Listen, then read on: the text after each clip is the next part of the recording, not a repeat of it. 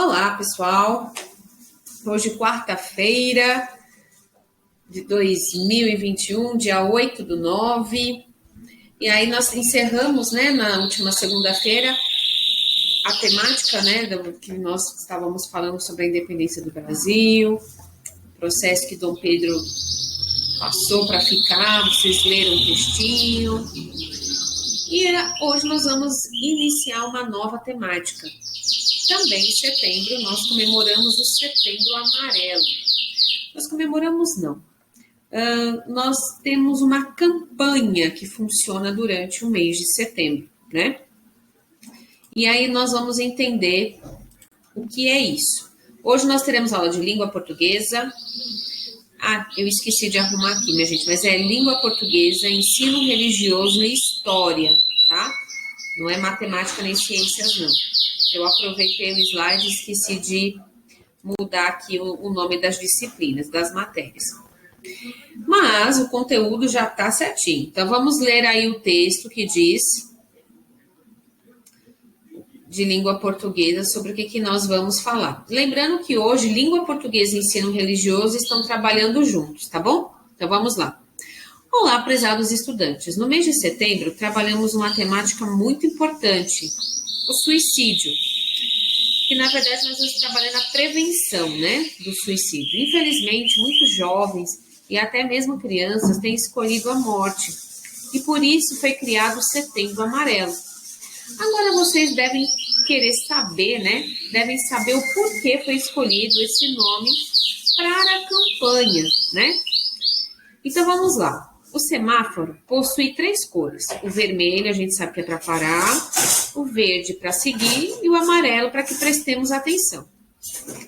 Devemos prestar atenção nos sinais que as pessoas vão dando quando pensam em tirar a própria vida. Por exemplo, antes do carro quebrar, ele vai fazendo uns barulhos diferentes, algumas luzes no painel vão acendendo, não é verdade?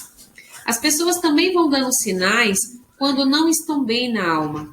E não devemos achar que é uma besteira, porque talvez apenas um gesto, uma palavra nossa, podemos salvar uma vida. Então, prestem atenção nos sinais. Então, aqui, olha, tem um textinho, umas imagens, que tem aqui, olha, abuso de substâncias, às vezes bebe muito, aquele tipo de uma melhora súbita, indícios de doença mental, falta de esperança, mudança de comportamento, vive isolado, não quer convívio com ninguém, desfazer-se de objetos pessoais ou se despedir, falar sobre querer morrer ou querer sumir, tá?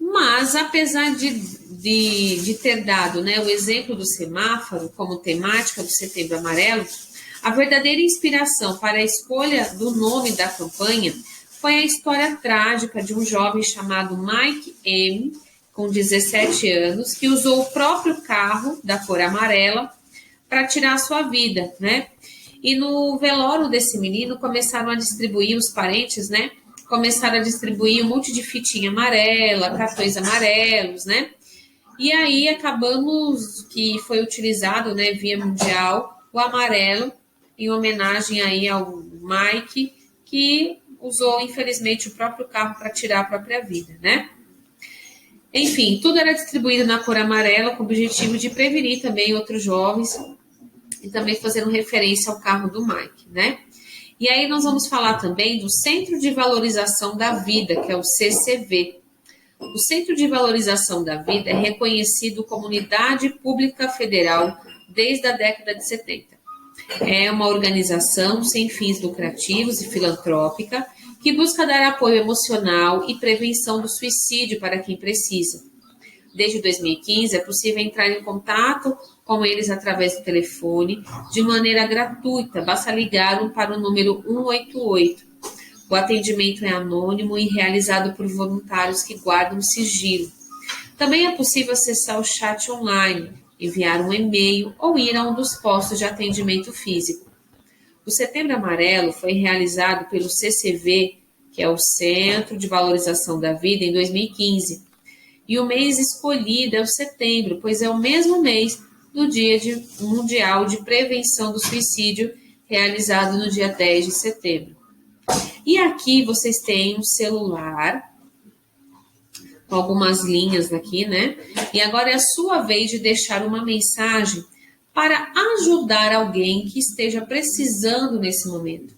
Uma mensagem de ânimo, uma mensagem de vida, coisas boas que vocês vão escrever para alguém que esteja pensando, né, em infelizmente tirar a própria vida. Então vocês vão escrever um texto para ajudar, pensando em ajudar alguém nesse momento, tá certo? E aí hoje, por isso que hoje a nossa aula de língua portuguesa, ensino religioso, né, está trabalhando em união, porque nós estamos trabalhando a leitura de um texto, nós vamos trabalhar a escrita, mas também estamos falando da importância da vida, né? De como a nossa vida, ela tem momentos difíceis, mas como a nossa vida é preciosa. Ninguém quer, em sã consciência, a não ser que esteja doente emocionalmente, para fazer uma coisa dessas, né? Tirar a própria vida. E, infelizmente, nós temos muitas pessoas doentes no nosso país. E aí, em História, nós vamos fazer a página 18 e 19, né? Vamos lá, para o nosso livro de História. E lá no nosso livro de História, está dizendo assim, que é essa capa aqui, tá? Ó, História. Entre 1419 e 1521, portugueses e espanhol fizeram diversas viagens exploratórias pelo Oceano Atlântico. Os governos desses dois povos realizaram grandes investimentos para um desenvolvimento de tecnologias náuticas, né? Grandes embarcações, grandes navios, porque eles queriam descobrir novas rotas, novas terras, né? Em 1492, os espanhóis chegaram a um continente que não conheciam e que seria depois chamado de América. Os portugueses, por sua vez, encontraram o caminho marítimo para a Índia, em 1498. 2 anos depois, eles chegaram às terras que mais tarde chamariam de Brasil. A expedição que partiu de Lisboa com destino à Índia e na Ásia e no ano de 1500 foi comandada por Pedro Álvares Cabral. A missão dele era retornar a Portugal com os navios cheios de especiarias, sedas, marfins e outros artigos de luxo da época, tá? Especiarias quer dizer ervas, né? Canela, cravo, pimenta, gengibre, que era usado naquela época para conservação de alimentos, tá? E também como medicamento, como diz aí no quadrinho do lado aí. Aqui nós temos as viagens marítimas que nós acabamos de ler em forma de mapa para que você pudesse visualizar, né? Com as devidas legendas para vocês também descobrirem quem foi que descobriu tal rota, né? E aqui vocês vão responder essas questões. Escrevam as questões e as respostas no caderno, tá? Observe o mapa acima e responda as questões a seguir, né? De que país saiu a expedição liderada por Cristóvão Colombo? Essa expedição chegou a qual continente? Antes de chegar à Índia, a expedição liderada por Vasco da Gama parou em quais locais? Né? Olha que legal. A expedição de qual navegador atingiu as terras que viriam a ser o Brasil? Acabamos de ler, né? E aí vocês vão responder. E lá na página 19, também temos um texto bem interessante que se chama A Arte da Navegação. Antes das grandes navegações, as rotas eram feitas pelo mar Mediterrâneo, no litoral da Europa, da África e da Ásia. O oceano que estava mais distante da costa era evitado. A navegação em alto mar exigia embarcações mais resistentes e velozes, além de instrumentos de orientação mais complexos. Na época, os portugueses eram os navegadores que tinham conhecimentos náuticos. E, na verdade, eles que tinham mais conhecimentos náuticos, né? Eles desenvolveram técnicas de navegação e aperfeiçoaram as caravelas e alguns instrumentos, como a bússola, o astrolábio e o quadrante. E aqui nós temos a explicação da caravela. Caravela é uma embarcação, né, de casco estreito e fundo, né? Velas triangulares.